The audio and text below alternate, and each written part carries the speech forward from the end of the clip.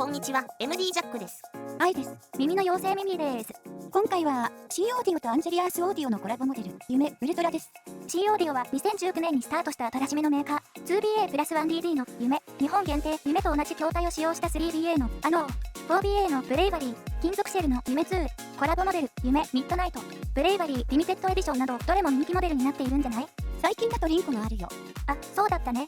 今回はアリエクスプレスにショップのあるアンジェリアースオーディオストアさんとのコラボということでサンプルを送っていただいたんだけど、入院中だったんですっかりレビューが遅くなっちゃった。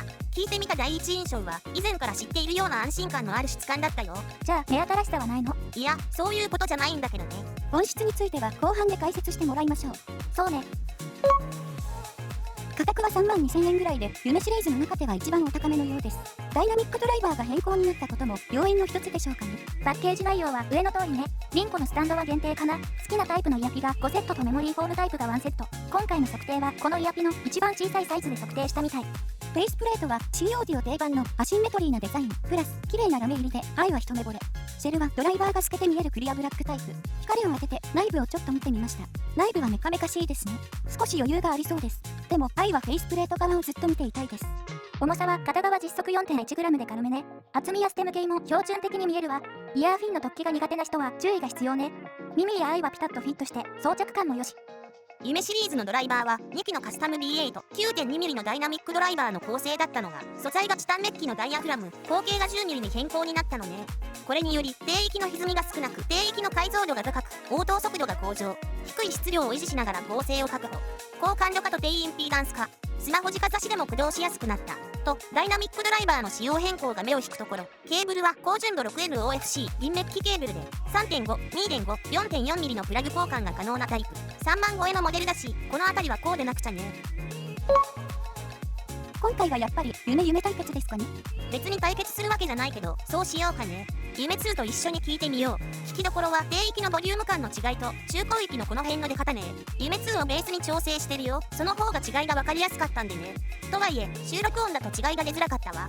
はい、了解です。イヤピはバンドルの一番小さいサイズのレッド、ケーブルもバンドルの高純度 6LOFC 銀メッキケーブルです。ではどうぞ。音量上がります。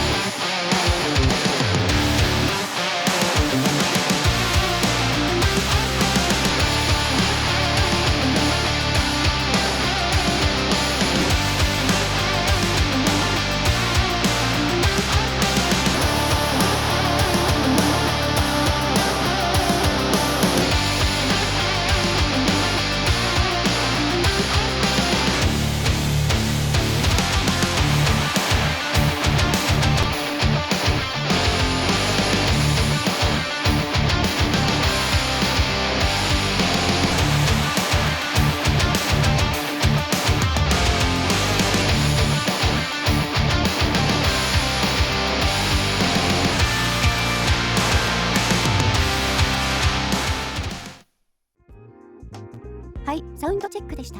やっぱり違いが分かりづらかったですね。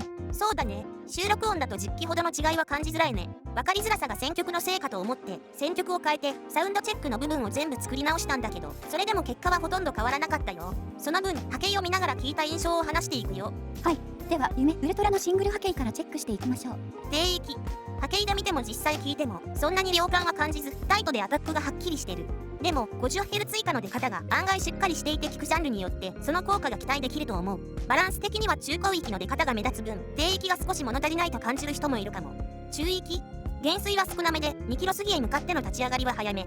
中高域から高域 2.5 キロ 4.5 キロあたりの小さめなピークが今までの夢シリーズにはなかったところかな。聞いた感じはとにかく明るく分かりやすい質感。超高域10キロ過ぎもガクッと落ちるんじゃなくて、ある程度残った上15キロあたりで基準ラインに戻ってくる感じで、鋭くはなく程よい印象。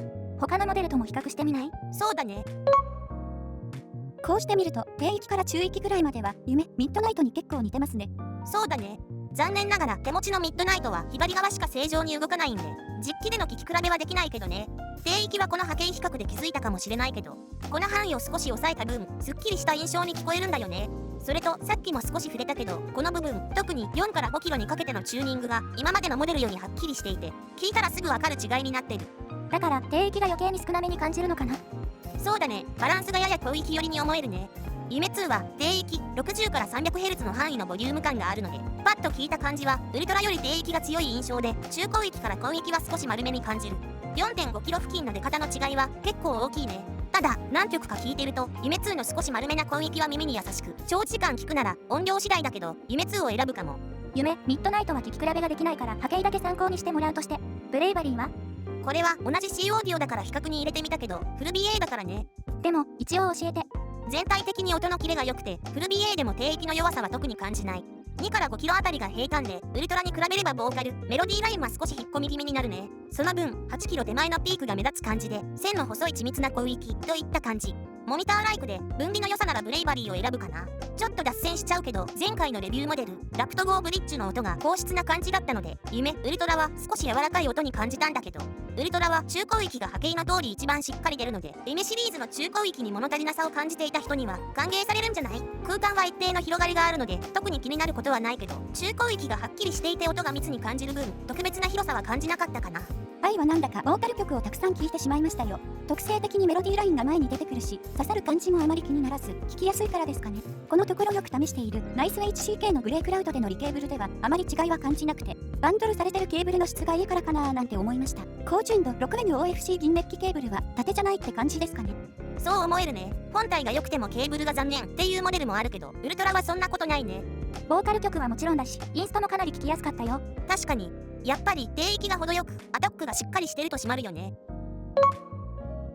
夢ウルトラは3万超えということで気軽に手を出せるモデルではないと思います。 C オーディオのファンで夢シリーズを揃えてきた方にとってはドライバーサイズやチューニングの違いもあるので、入手しておきたいモデルとなるのでしょうね。じゃあファンじゃない人は？どこかのタイミングで C オーディオのモデルを聞いて気に入ってファンになるんじゃない？そうね。でも C オーディオってエントリーモデルの価格帯がないんじゃない？リンコなら1万円台だけどどう？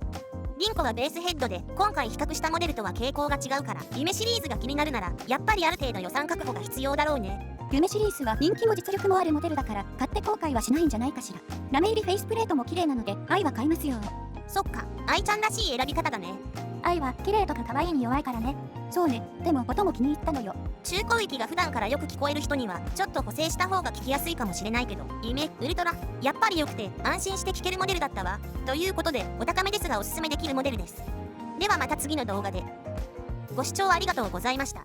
MD ジャックチャンネルはイヤホンレビューを音と波形た言葉で表現します。チャンネル登録お願いします。